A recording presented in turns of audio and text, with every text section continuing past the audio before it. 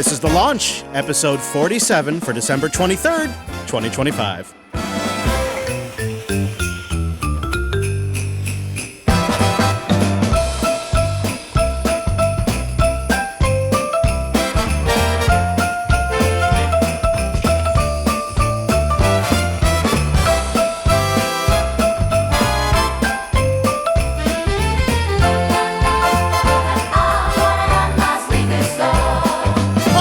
From the jolly Pacific Northwest and the mighty American West Coast, we greet you all a good morning, a good evening, wherever your timeline may fall. Time-appropriate greetings, indeed, to one and all. This here is a very jolly launch. My name is Chris. And I'm Angela. Oh, hello, Brentley. Oh, hey there. Hello.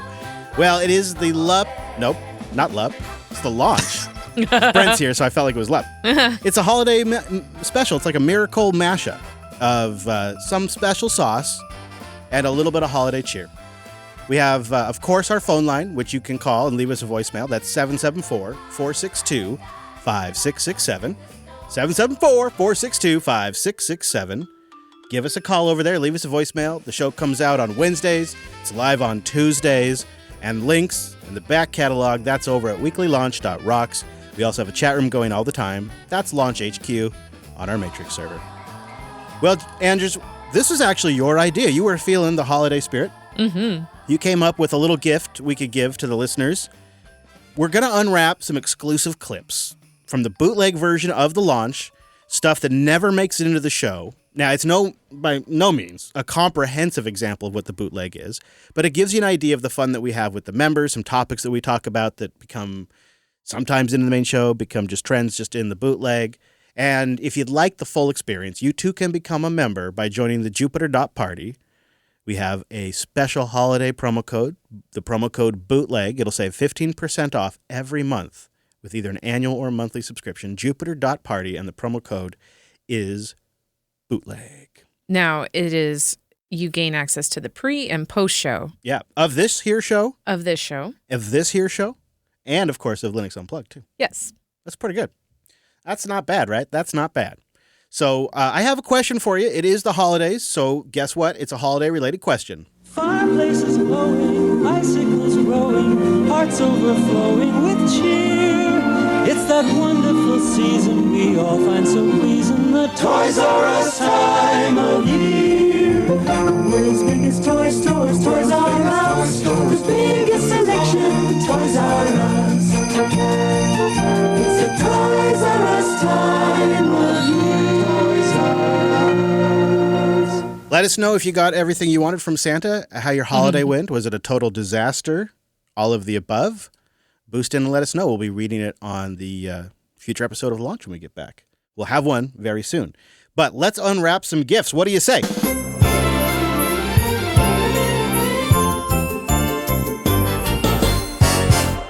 And we go back to episode 41, I think. It's a while back. It may even be actually before that. This might have been episode 13. This might have been our oldest clip. We're going to go back in the archive. Okay. And Brent joins us to talk about some Airbnb stories. But the worst thing about an Airbnb, I think, is when it's clear that the owners have never actually lived in the space. So you get in there and everything seems fine on the surface. You're like, oh, yeah. This place not so bad. Like the couch looks good. It's got pillows and stuff. And then you start to use the kitchen. You're realizing they only got 3 forks. And there's no dish soap in this place. And right. Or you can't really use the shower, the way they have it set up. There's all kinds of little things. Oh, weird. The privacy in this one was a bit weird. Yeah. The shower was behind a door, but the sink and the mirror and where you would actually get ready, all of that was just in the upstairs hallway. Oh. So a convert. It was a converted? Maybe. Huh. Yeah. That's you did weird. do an expert move bringing the TV situation. Oh yeah, that worked out nice. So TP? No, the TV. Apple TV. Okay.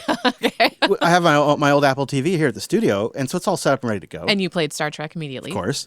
Brought that down there, but I forgot the remote. Yeah, that was rough. And so how do you set this thing up? So, and of course, okay, well, you can use the remote on the phone. There's remote apps for both Android and iOS, no big deal. Except it's not on the Airbnb Wi-Fi. And in order to control it remotely, your phone and the Apple TV need to be on the Wi-Fi. And how do I get it on the Wi-Fi if I don't have a remote? Oh, my gosh.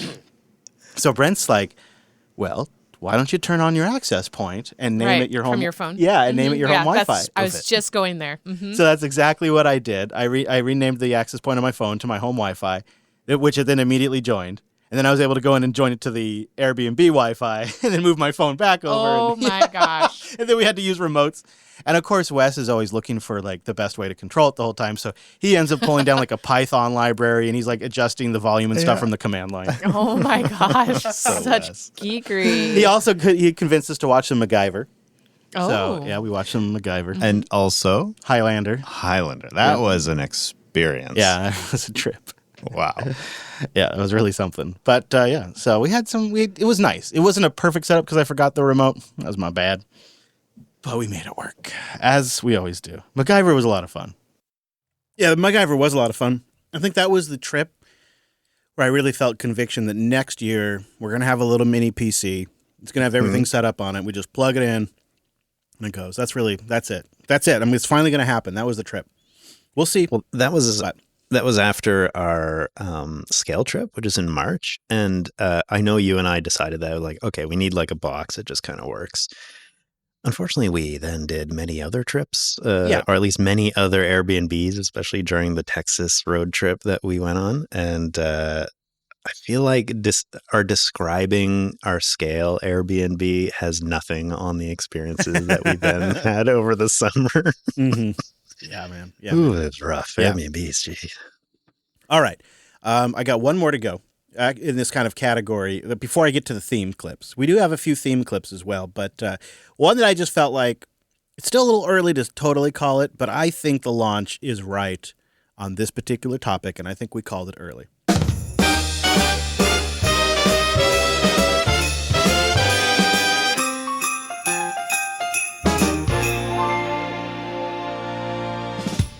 There is a lot of hubbub around AI, and it's taking jobs. We talked about that last week, so we'll just do a quick follow-up on that topic before we get into the rest of the stuff. A string of corporate layoffs in recent weeks, and articles in Wall Street Journal about white-collar workers. Stupidly, I'm wearing white collar. Steve Leisman is here, smart enough to wear blue collar. Is AI intelligence, is that to blame? Should investors be wary? We did a joint research investigative story with this using Gabrielle Fonrouge, our retail reporter on .com, myself, Frank Holland, and we looked into this. 48,000 jobs at UPS, 14,000 at Amazon, 1,800 at Target. A slew of layoffs has raised fears that AI is already whacking corporate jobs, but not so fast. In some cases, companies could be involved in what we call AI washing, giving the impression that the new technology is already replacing jobs that are in fact being cut due to a downturn in the business, restructuring, or other reasons. Whatever its intentions,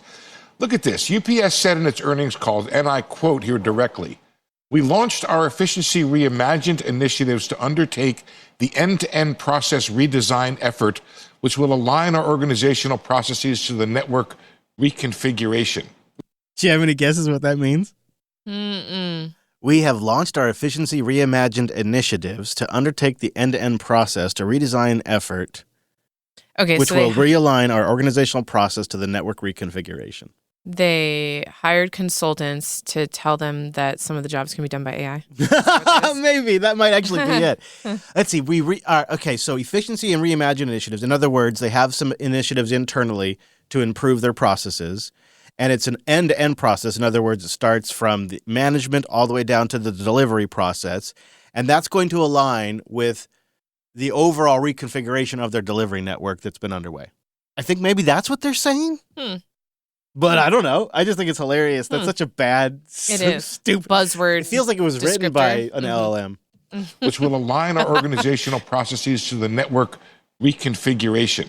You get that? It's like gobbledygook. My colleague Frank Holland found there was some AI-related job losses, but 34,000 were linked largely to closing buildings, right-sizing the staffing level, especially in the wake of the online shopping boom from the pandemic. Amazon CEO Andy Jassy, he had to walk back the impression created by both the media and the company itself that recent corporate layoffs were linked to AI. That's funny because remember how it started? It was going to be 30,000 layoffs because of AI. Then it was 14,000 layoffs. And now it's a little bit of, but you don't see that get nearly as much coverage. He said, quote, "The layoffs were not really financially driven. And it's not even really AI driven. Not right now. It's culture. What?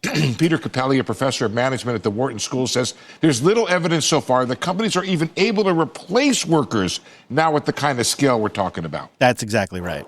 Using AI and introducing it to save jobs turns out to be an enormously complicated and time-consuming exercise. I think. Yeah, so anyways, I mean, it's maybe a few jobs. I could see it for sure. Again, especially like we said, if you hired somebody and they sat on meetings and all they did was take notes and you know, action items, and that was the entirety of their job, yeah, you could replace that person. Yeah, Zoom can do that now. Yeah.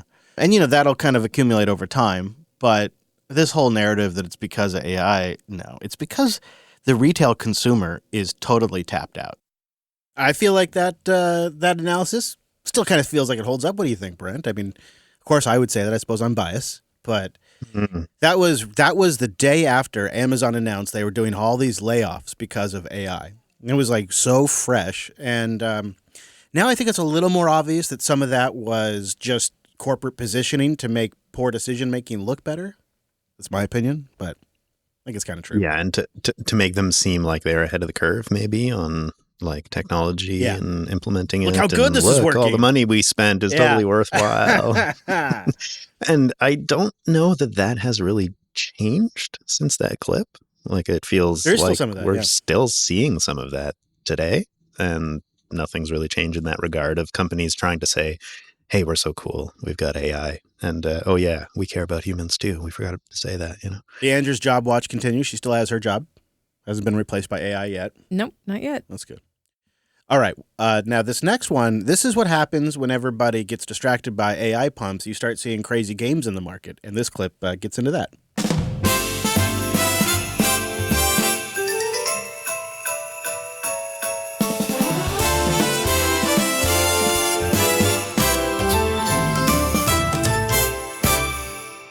There's something special happening right now. I am very excited about it. I want to go back in time to bring us to 1989 to kick off a moment that happens only once a year. And I'll tell you why I'm so damn excited. And it's not because I'm hungry. Oh, Looks like Daddy's bringing home the barbecue. A big sack of McDonald's McRib sandwiches. Grilled pork and that sassy sauce. Tempting, huh? Like a barbecue in a bun without the bones. And with a big icy Coke, it's where you're only human on Daddy Chomp. The good time, great taste of McDonald's McRib for a limited time. Only at McDonald's. what a funny ad. Yeah, isn't that great? It's old. That's why it sounds like that. Aren't you excited? Yeah, so I took Bella to trumpet lessons again last night, 7:45 in Sultan. You know, an hour away. Yeah. No, they started at 7:45? Yeah, p.m. What time did you get home? 10? Yeah, actually, it was about 9:50. Mm-hmm. Yeah, he walked us through how to give her trumpet a bath, like literally. He wants us to put her trumpet in the bathtub. In the bathtub, huh? Yeah. But anyway, I always get her McDonald's before trumpet lessons, and I saw the McRib on that menu. Yeah. I didn't get it. But Well, so the McRib was always an occasional thing. Yeah. It's now become seasonal. It typically falls around the holidays. yeah. So more modern advertising has a more holiday theme to it, which again, I'm kind of getting in the vibe of for some reason. Maybe I'll get tired of it, but right now I'm enjoying it. It's new, I guess. Lights are going up, snow is falling down. It could only mean one thing. McRib is here. People throwing parties, ugly sweaters everywhere. Stockings hung up by the chimney with care. It could only mean one thing.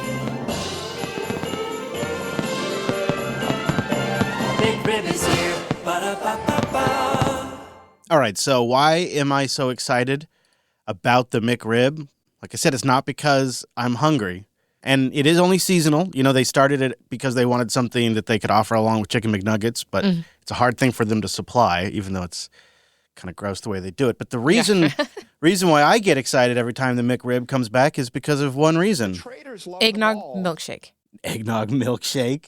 No. Oh. No, you're in the wrong headspace. What? So here we can see a chart, and it plots the points where the McRib has returned according to Bitcoin's price action. A few times we can see right here before the bull market, and it launched up, but there was actually quite a big dip right after. We have a Correlation does not mean causation here. Come on. A bit of a spike here during a bear market, and then 2 times here during and then the McRib market 2021 right there. and 2022. We had a big run up. Big run up. So actually, it really coincided with the peaks. Okay, so there you go. actually found a news article about the McRib crossing with Bitcoin value. It's a thing. It's hilarious. It's a thing the Bitcoin community jokes about just because it has happened a few times. Okay. So it's like a known thing that often. Okay. Yeah. Yeah. I love that. I don't know if I've ever had. Oh, no, I think I've had one once. Like I had a bite of one. I'm not a fan. You know, yeah, I don't know if I would put my dollars on it. Yeah. Yeah, that's a good. Would you put your dollars on it? What would you rather if you're going to try something that's not your standard and you're going into a McDonald's? Well, I've had everything at McDonald's. I worked there. I know, but I and mean, when like, I worked there, they had McRib, and I did eat it. No. So I'm saying, like, you're not okay. going nuggets. You're not getting like a steak bagel thing. Definitely you know? not. What would be like your backup thing? Okay, so my default is 2 cheeseburger meal. Like ice cream? Like if they don't have what you want. Backup would be the quarter pounder cheese. Oh yeah, but that's not. What do you mean backup? Well, because I like this. I don't know. It's too meaty. You don't get the one with the double meat. No, well, that's a double quarter pounder. Yeah, I no, get you the quarter get pounder. the single quarter pounder is I don't. Nah, but that's Bella's. It's their best product. That is what. That's what Bella eats. It is. It's their best product. Mm. I love that, but I don't let myself have it too often. But I feel like if you get rid of the bun, the rest isn't that offensive, really. It's the bun's got all the weird stuff in it. Oh, well, and I would do the deluxe quarter pounder. Oh, what makes it deluxe? Lettuce and tomato. Oh, I don't do the tomato. That's too bad. Tomato's amazing. Makes everything move around. It's just a slippery surface. I saw a meme of my sandwich and the tomato, and it's some guy jumping out of a car. Yeah. Like the guy being the tomato. That is a real thing. And also, I'm kind of a tomato snob. Yeah. Not a big one, but I'm a semi-tomato snob.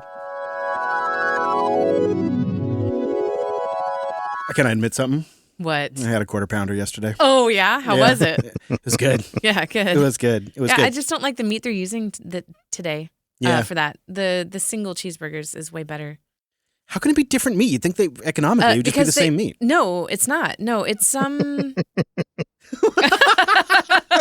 Oh, we've got a Brent laugh track. Hey, this is important stuff, Brent. Angus. I think they're like it's Angus or something. It's a different meat. Oh, they're just I don't know interesting. less All right. cardboard. I don't know. Well, one of my hobbies that did make it into the show actually started on the bootleg, like many things actually do. And this one, I have a feeling, has some very hairy legs of its own. Now Chris is running his big mouth online, talking about Bigfoot all the time. There has been some significant Bigfoot sightings recently, this one in central Pennsylvania. Yeah, Bigfoot's everywhere. So, Mark, are there any mythical creatures you think exist in the world? I'm always kind of interested in strange things. Okay, but UFOs. UFOs, aliens. And this is so cringe. This is what happens when you give soulless news actors a moment to fill without a prompter. This is what you get. This weird awkwardness. Mm-hmm. interested in strange things. Okay, but UFOs, aliens. And what we're getting to, yes. Yeah? Creatures. You are a Loch believer? Ness Monster. Okay, well, the world-famous Bigfoot may have been spotted traveling across I-80 earlier this week. What? Researchers with the Bigfoot Field Research Organization wrote a report on the incident. Okay, Mark, so according to the witness in the report, the alleged Sasquatch crossed the busy highway around 5:30 on October 4th, about 11 miles northeast of Bellefonte, near Bald Eagle State Park. All right, now this isn't your average sighting here, right? Yeah. This is walking across a highway, Wow. right? Out in the middle. Okay, all right. The witness claims the dark figure was human-like, taller than the vehicle in front of him, and Whoa. seemed to almost glide across the lanes Nice. and run into the woods, all in about 3 seconds. That's pretty fast. 2 others reported seeing something that day as well. One says he's an avid hunter who said even with 50-plus years in the woods, he doesn't know what he saw, but it wasn't a bear. So, Mark, after that, do you believe?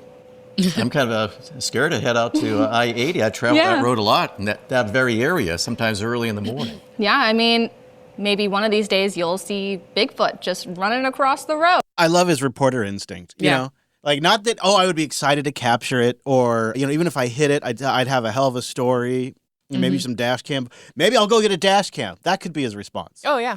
No. His response, I'm afraid I'm scary. Yeah. So what do you think? What do you think? Researchers, they took down copious notes. They said they spoke with eyewitnesses who claimed to have seen Bigfoot crossing Interstate 80 in early October. I mean, it appears the witnesses were sincere and credible, they said. Well, yeah. All it takes is one jackal in platform shoes and a costume to walk across a highway. Why would you do that? Because you could get killed, right? Like, only a dumb animal. Right? Somebody's going to pull over and pull out their gun. I got Sasquatch. Oh, it's a guy. I don't know. In a costume. So it took place before sunset, too. So there was some daylight around mile marker 169 on Interstate 80. I mean, let's have Gemini write the story on how to be Sasquatch. Huh. Wouldn't that be? Yeah. It was a dark figure that moved almost like they were gliding quickly across the freeway. I don't know. They're saying it's very credible. Huh. All right. Well, there you go. See, now I've documented it for you. Now maybe he's nuts, or maybe he's right. Either way, it's Bigfoot tonight. I continue to watch. Okay, so I want to pause for a second because this is live, right? We were just listening to a clip. This is challenging. First of all, kudos to Chris for not having our faces live while we're talking, while these clips are playing. Yeah. Because for the people that are listening or watching live, because we do have some videos up, that could be really confusing.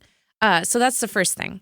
The second, I was confused, and I'm right? here. Yes. The second thing is I am laughing because I am reacting the same ways as I did in the rig. Like when I laughed, I just did like a little, and it was happening in the clip too, and that's so same input, weird. same output, same input, yeah. same output. The other thing is I am also getting confused. Like I am preparing to respond and then remembering, no, this is a clip. I've already responded. This is very meta. It feels very like Inception. Past Us. Yeah.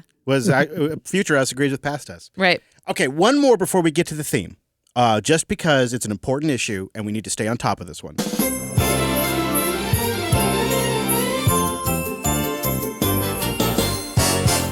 Just when you thought you're good with your cameras, right? You got your setup. You got your camera set up at home. You got your good surveillance system. You can keep an eye on what's going on. Well, this holiday, the scammers are getting even more clever, and they're bringing backpacks that jam the Wi-Fi signal of the cameras while they get into your place. What? I know it. So this NBC report covers how they do it. At first glance, it may seem like a DoorDash delivery, but quickly it turns into a porch pirate pickup.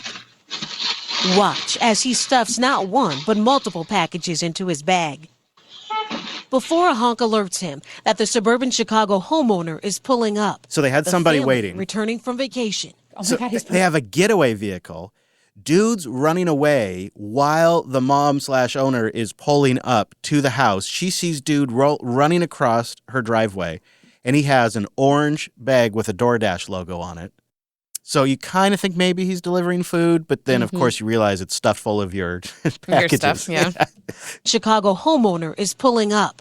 The family returning from vacation. Oh my God, he's putting all the packages in his bag. The real-life Grinch, managing to avoid the SUV, gets in the car and drives away before they even park. When we looked through the Ring video footage from earlier in the day, you could see that he'd canvassed by our house several times. This mom of two now warning neighbors to stay alert during the busy holiday shopping season that now comes with more and more package deliveries. Clarendon Hills police say the property crime incident is under investigation, adding porch pirates are getting bolder. In Houston, some thieves are targeting the cameras first to prevent any footage of their attacks. Authorities say thieves used Wi-Fi jammers to override home security systems. In this case, corrupting the video to ensure clean evidence wasn't recorded. They're not hard to get. I think they cost about $60 or $70. Experts say you can take steps to protect your home. One of the things I do at home is I have 2 networks, and I have different Ring cameras connected to different networks. And they're at different frequencies as well. As for package deliveries, police in Illinois suggesting if you don't want to take a chance, pick one delivery day when you know you'll be home or use a locking drop box. As for this family targeted in Chicago. So, one thing that seems a little like I think this is a bad tip. 2 networks. It is. 2 networks is not a good tip. Oh, well, no, the choosing your Amazon day. Yeah, Like okay. just have them all still at once. Well, that's true. That's true, yeah. Yeah, so the thing is like if you have 2 networks, there's still I think the real core problem that people are able to prey on here is that Wi-Fi is in this unregulated zone. So it's like this, you can just build general purpose radios that play in that radio speed. Your microwave, when you turn it on, is actually broadcasting 2.4 gigahertz. Mm-hmm. And 5G Wi-Fi is also a public spectrum. And so, yeah, you could maybe have some cameras on 5G, but most Wi-Fi cameras don't support 5G or 5 gigahertz Wi-Fi. They're only on 2.4. Mm-hmm. And you're not really going to solve anything by having 2 different Wi-Fi networks. I have 2 different Wi-Fi networks, but they come from the same hub. Well, there's that. Yeah, it's and going to they're occupying the same radio space in the air. Yeah, exactly. So these tips are no good. I think really the solution here is, and I don't know if you can, wired, obviously cameras wouldn't have this problem, but that's not very practical for a lot of people. So we need another solution. Right. Oh, but however, I did convert one of my Ring cameras to wired, and thank goodness I did. Oh, yeah? Yeah, because then I could do 24-hour. Yeah, that's nice. Like it is so much better. And right now, one of my batteries is dead. I let it die like 5 days ago. So sometimes that happens, but they're easy. They swap out. It's the thing I think Ring got really well is they're modular, so you can just pop in new ones. Yep, like that. Got to watch out for those porch fires. It has now been 14 days dead. Really? Yeah, I need to replace it still. I got out my toaster and I charged the batteries, but I just haven't gotten out my ladder to climb up there and replace it. That's funny. The hard part. Wait, did you just say you got your toaster out to charge your batteries? Yeah, that's what she calls it. Yeah, it looks like a toaster, but for batteries. Yeah, you stack the batteries in there and then it charges them up. Yeah. Yeah. All right, so now the next set of clips is going to be of a theme. But before we get there, I do want to take a moment because even though it's a holiday edition, we do have a track of the week. Now's the time. It's the song of the week. Remember, you can boost the track. They sure like that. And this week, it's a special one. It's titled My Man Hates Christmas, and it's by M and the 501s.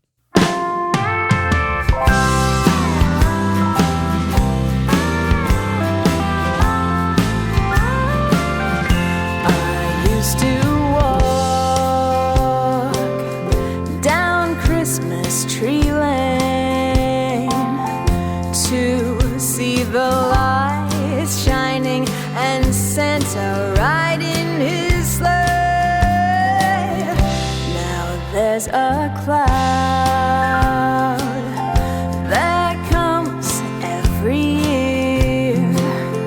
He doesn't know how to show holiday cheer, but then hates Christmas more than anyone I know. Can't stand the stockings of lots of mistletoe, but then hates Christmas. We haven't got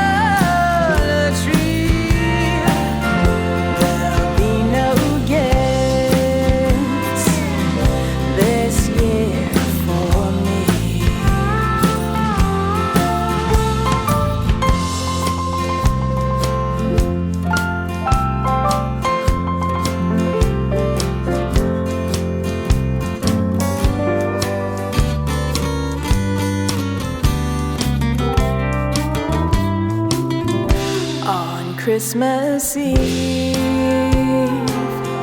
the carolers sing of all the joy and all the love this season brings, but not for us. He's not that way. Now Christmas morn is just like every other day, but then hates Christmas more than anyone I know.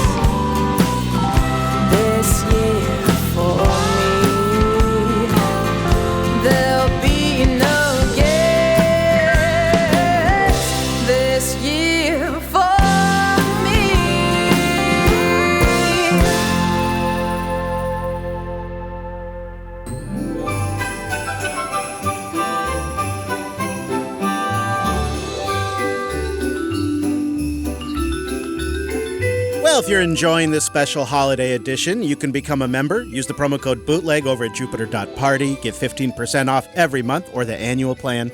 Get access to the bootleg and Linux Unplugged bootleg and ad-free version of Linux Unplugged as well. You get extra stuff, special stuff there. Well, we have just a couple left. We're almost done, and now we're entering into a theme.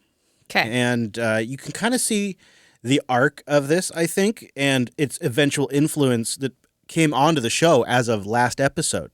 So if you probably, for optimum effect, want to have caught episode 46 of the show. Because this arc we're about to go down does kind of in a weird way link up with last week's episode. Because it starts with a realization that I had, and this was back in episode 27. I realized Washington's got a lot of weird stuff going on, and Florida gets all the attention. But I thought before we got into it, we could do one of my favorite reoccurring things, and that is just getting a little taste of the Pacific Northwest.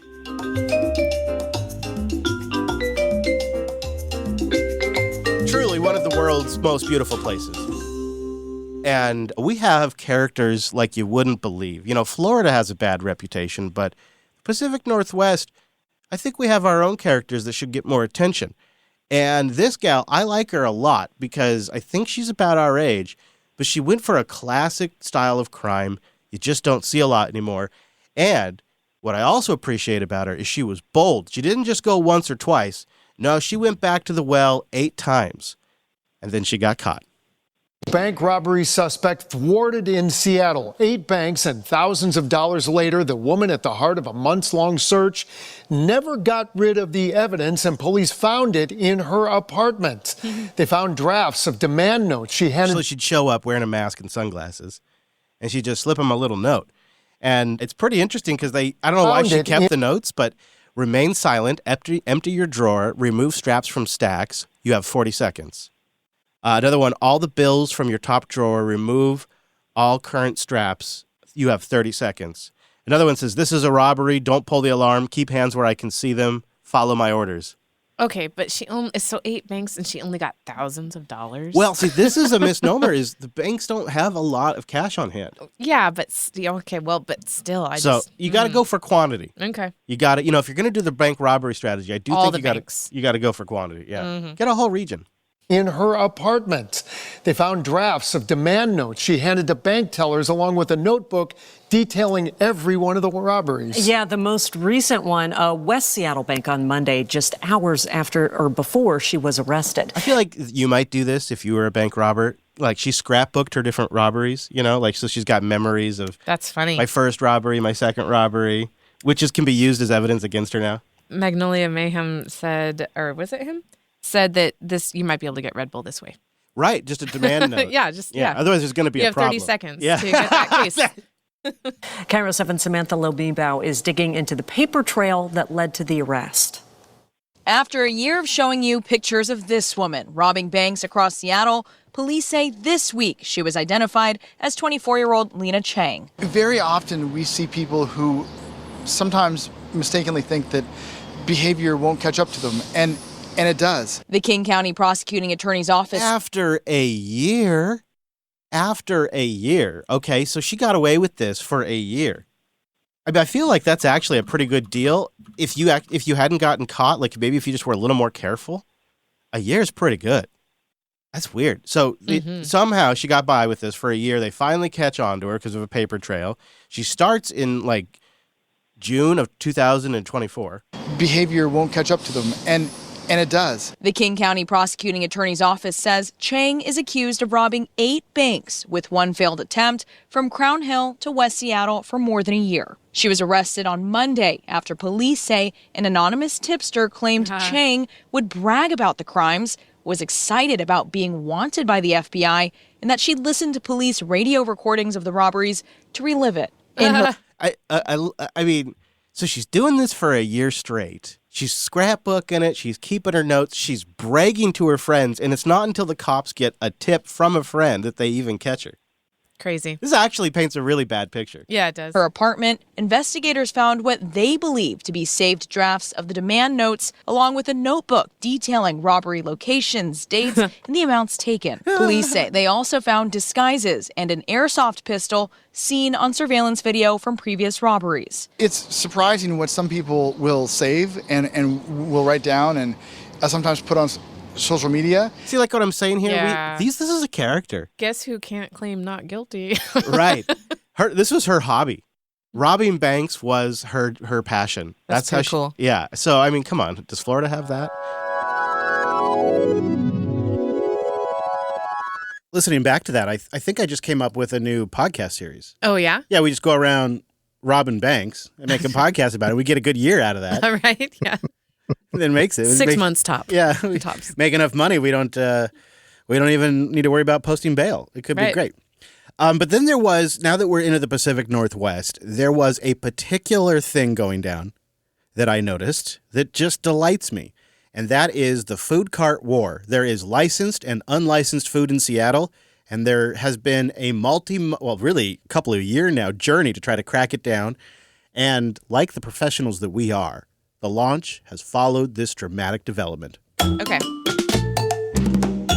The county wants to ensure only permitted food vendors are out here. So to help customers spot businesses operating without a permit, every cart must have one of these. So King County's got a problem. There are more and more illegal, quote, illegal food carts. Sure. Yeah. Food trucks without, I guess, a permit. And so they're going to put out a food safety rating, and it's the size of a printed piece of paper. Mm-hmm. It looks like it was actually just printed using 8.5 by 11. Mm-hmm. By a lemon. By 11. My lips stuck together. 8.5 by 11 is awesome. Thanks. And it has their rating, which this one is an excellent example, but some of them are not excellent. Could you imagine having to put this up on your food van? Wait, or truck? who rates it? I guess the Food and Safety Commission for King County does. They'll get into it. Okay. But is it the taste of the food or the no? cleanliness? It's food safety. Okay. Yeah. But you imagine having to put this up on your food truck. Only it's maybe the food inspector had a bad day or something. Well, my mom had to display her ratings, and it was always an A except for one time she got a B. Was the guy in a bad mood? Yeah. You see what I'm saying? Yeah. I know it actually happens. Yes. And you do have to display them in a restaurant, but you don't have to display them in a way that's right in your face. Right. This would be right in your face when you walk up. Yes, it would. All right, she'll tell us a little bit about it.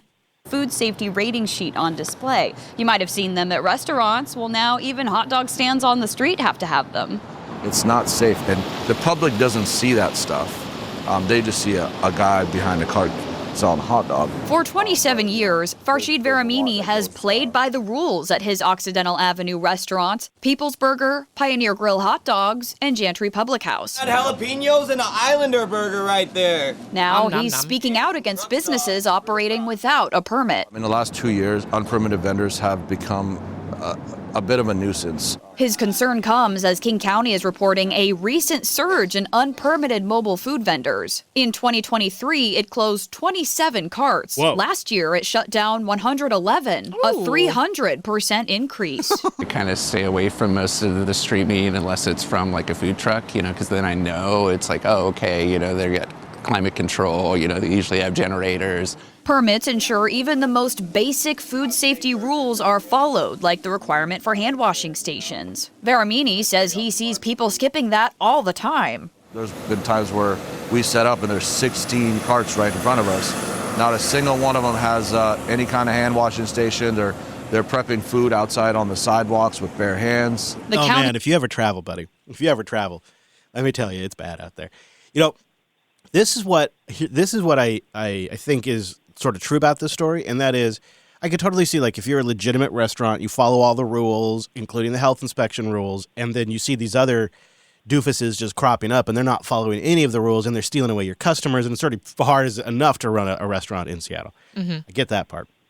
This, though, sort of reeks of phony response where, we're going to give them a sign they can post. The problem is customers are the ones you have to convince not to shop there. And if I don't see a sign, it's their whole idea is, if you don't see a sign, don't shop there. I'm going to shop there because it's going to be cheap.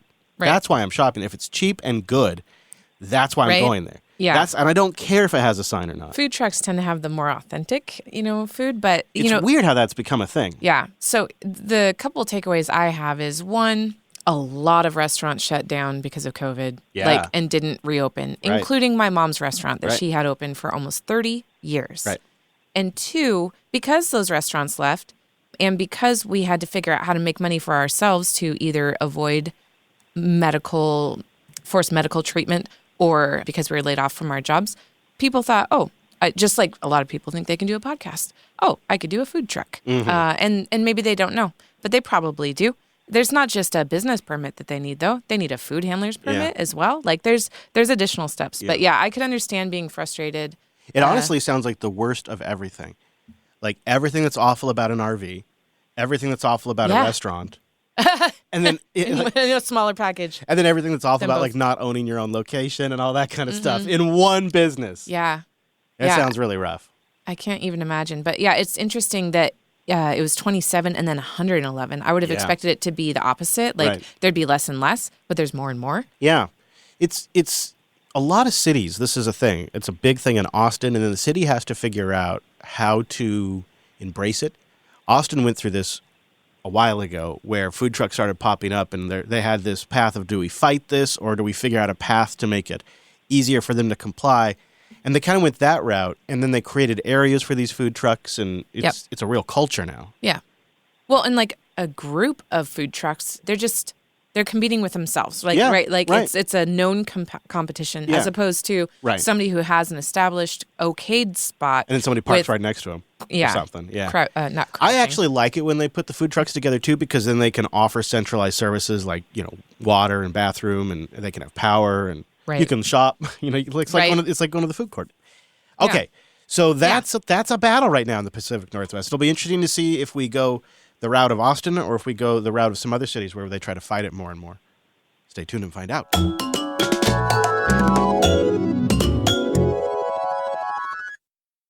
You might expect this to come to a nice, natural, easy resolution. Everybody loves a good meal.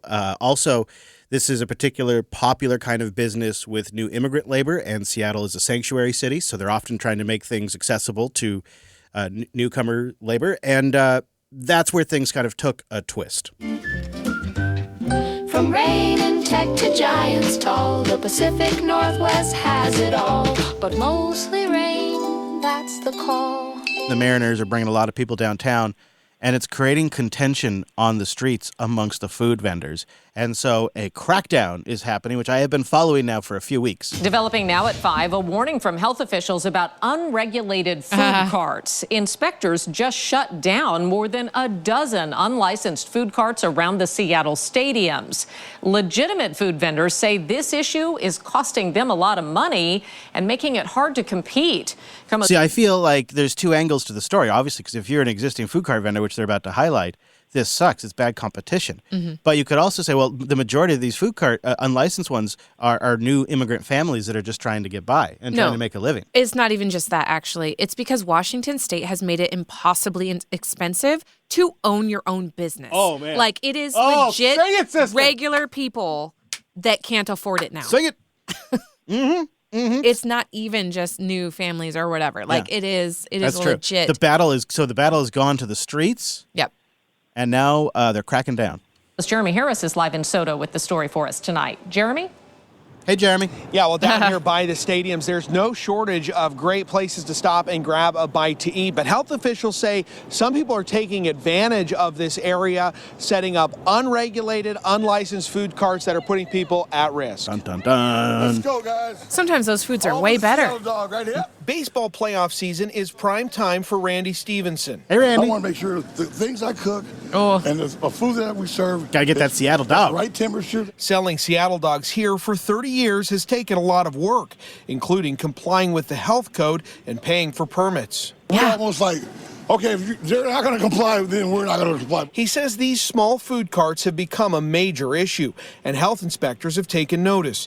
This week, Public Health Seattle-King County took 2 rounds of enforcement down here by the stadiums, shutting down around 15 carts like this that were unlicensed. Their response from the health department has been positive. They've been talking to us, but they tell us that their hands are tied. Misa Avila is a food truck owner in King County, and he says these small unregulated carts and pop-up stands are skirting the rules and costing legitimate businesses a fortune. I have to pay taxes. I have to save a little bit for my permit every year. My health inspection, I have to. So it's kind of hard to save when I can't compete with them. They don't pay anything. Oh, man.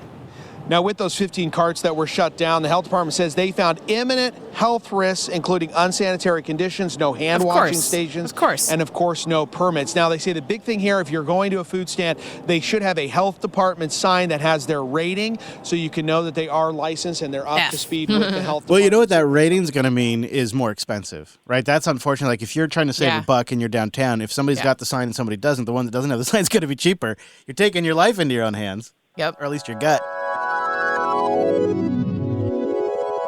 I wonder if this has become such a contentious issue, too, just because the cost of food is really expensive downtown. Really everywhere. Yeah, but it really is. Downtown. I want to go eat at a food cart after listening to these clips. I feel like I want to go patronize a food cart. I'm starting, initially I wasn't on the side of the food carts because they're out there competing with established businesses that have been trying to do it the right way for 20 years. But I don't know, listening back to this, I guess I can't help myself. I'm kind of for the underdog, and this is the final chapter in the food cart crackdown.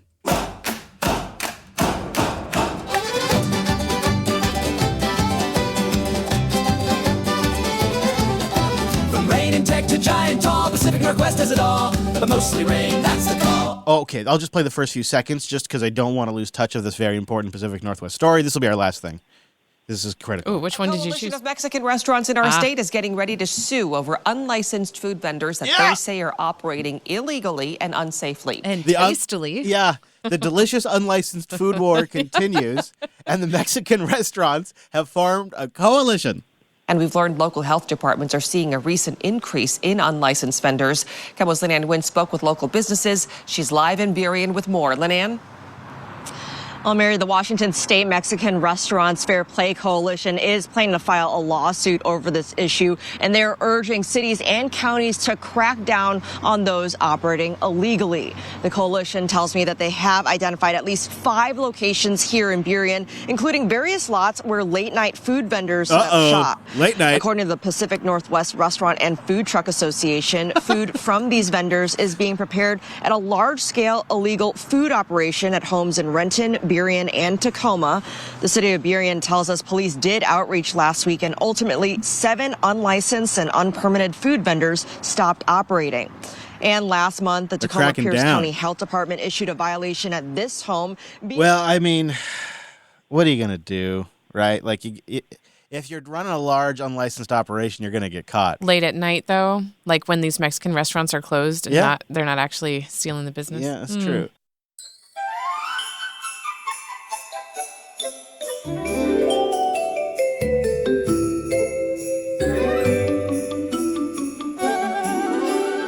Well, we should all do the right thing and go to a food cart for the holidays. Yeah, and just to be clear, those were from 3 different episodes. Oh, yeah. Like we don't repeat coverage like that.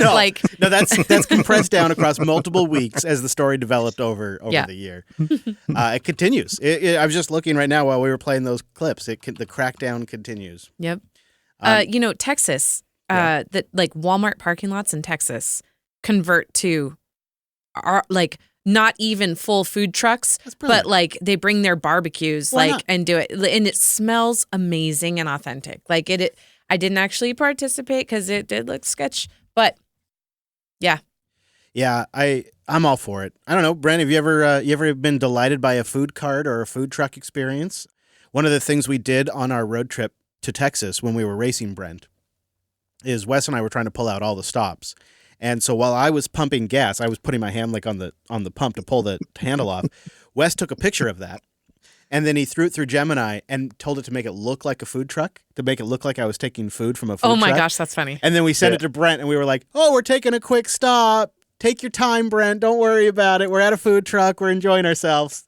Go easy." But really, we were doing like a mad dash stop for gas. Right.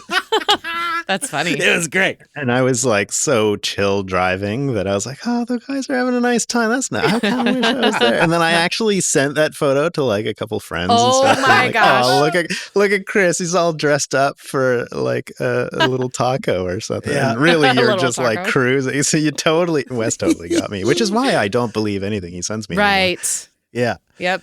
Also, similar joke we played. We took a picture of me just like chilling on the couch in the Airbnb, and then Wes added a gal next to me, and it just did it perfectly with the lighting and everything, and sent that off to Hadia. Oh boy! 2 seconds later, my phone was ringing. What are you doing? So good, so good. Wow. Yeah. So try a real food cart. Support the food war, I suppose. Whichever way. See, I'm torn, right? Because I like the Mexican restaurants too. And they're the ones leading the fight. Yep. It's a dicey winter up here in the Pacific Northwest between the storms, the rain, and of course, the food war. Yeah, there is really so much more that we talk about on the bootleg. It really is. But those are just a few things that I came across that I had saved for you. If you enjoyed that, go sign up at Jupiter.party and use the promo code BOOTLEG. You support this here show, which has no advertiser, and you get an ad-free version of Linux Unplugged or the bootleg version. All right. Well, that's it from us here at the launch and from Jupiter Broadcasting. We hope you have a great holiday. And do boost in and let us know how it went. We want to hear from you. Thank you very much for joining us.